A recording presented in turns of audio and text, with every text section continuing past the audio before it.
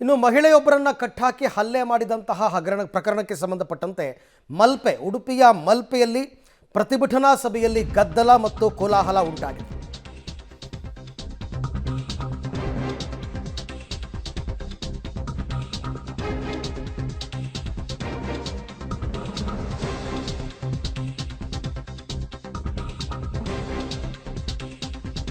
ಮಹಿಳೆಯನ್ನ ಕಟ್ಟಿ ಹಲ್ಲೆ ಮಾಡಿದ ಪ್ರಕರಣ ಮಲ್ಪೆ ಪ್ರತಿಭಟನಾ ಸಭೆಯಲ್ಲಿ ಗದ್ದಲ ಕೋಲಾಹಲ ಉಂಟಾಗಿದೆ.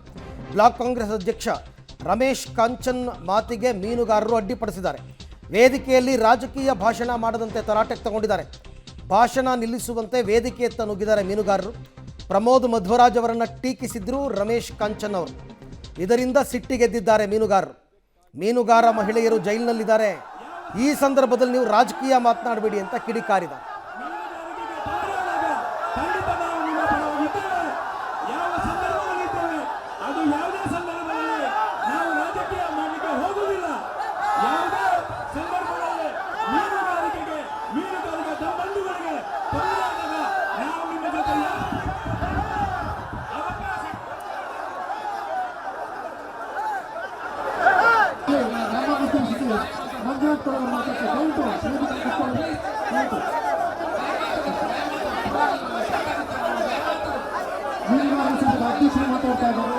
ನಮ್ಮ ಉದ್ದೇಶ ಏನೊಂದು, ನಮ್ಮ ಉದ್ದೇಶ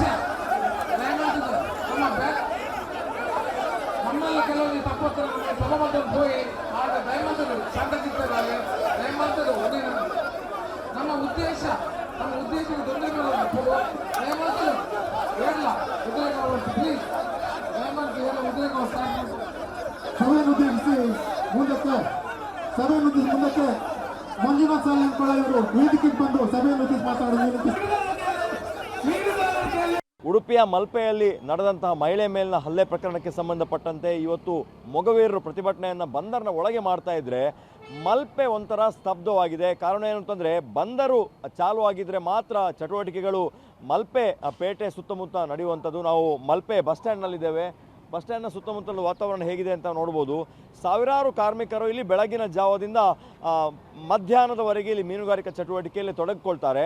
ಅದಕ್ಕೆ ಸಂಬಂಧಪಟ್ಟ ಹೋಟೆಲ್ ಉದ್ಯಮಗಳಿರ್ಬೋದು, ಮೀನಿನ ಮಸಾಲೆ ತಯಾರಿಕೆ ಇರ್ಬೋದು, ಹೋಟೆಲ್, ಬೇಕರಿ ಎಲ್ಲ ಚಟುವಟಿಕೆಗಳು ನಡೆಯುವಂಥದ್ದು ಮಲ್ಪೆಯ ಬಂದರನ್ನು ಅದರ ಮೇಲೆ ಡಿಪೆಂಡ್ ಆಗಿರುವಂಥದ್ದು. ಹಾಗಾಗಿ ಸುತ್ತಮುತ್ತ ಫಾಸ್ಟ್ ಫುಡ್ ಕಚೇರಿ ಇರ್ಬೋದು, ಅದರ ಜೊತೆಗೆ ಇದಕ್ಕೆ ಸಂಬಂಧಪಟ್ಟ ಎಲ್ಲ ಅಂಗಡಿ ಮುಂಗಟ್ಟುಗಳನ್ನು ಇವತ್ತು ಬಂದ್ ಮಾಡಿ ಪ್ರತಿಭಟನೆಗೆ ಬೆಂಬಲವನ್ನು ವ್ಯಕ್ತಪಡಿಸ್ತಾ ಇರುವಂಥದ್ದು. ಬಸ್ಗಳು ಮಾತ್ರ ಓಡಾಡ್ತಾ ಇದೆ. ಯಾಕೆ ಮಲ್ಪೆ ಭಾಗದಲ್ಲಿ ಕೇವಲ ಬಂದರು ಮಾತ್ರ ಅಲ್ಲ, ಜನವಸತಿ ಪ್ರದೇಶಗಳು ಕೂಡ ಇರುವಂಥದ್ದು. ಸಾವಿರಾರು ಜನ ಮಲ್ಪೆಯಿಂದ ಉಡುಪಿ, ಮಣಿಪಾಲ ಭಾಗಕ್ಕೆ ತೆರಳುತ್ತಾರೆ. ಇವರಿಗೆ ಸೇವೆಯನ್ನು ಕೊಡುವ ಉದ್ದೇಶದಿಂದ ಬಸ್ಗಳನ್ನು ಇವತ್ತು ಚಾಲು ಇಟ್ಟಿದ್ದಾರೆ. ಆದರೆ ಸುತ್ತಮುತ್ತ ಇರುವಂಥ ಎಲ್ಲ ವ್ಯಾಪಾರಸ್ಥರು ಕೂಡ ಇವತ್ತು ಬಂದ್ಗೆ ಬೆಂಬಲವನ್ನು ಕೊಟ್ಟಿದ್ದಾರೆ. ಬೇಕರಿಗಳಿರ್ಬೋದು, ಮೊಬೈಲ್ ಅಂಗಡಿಗಳು,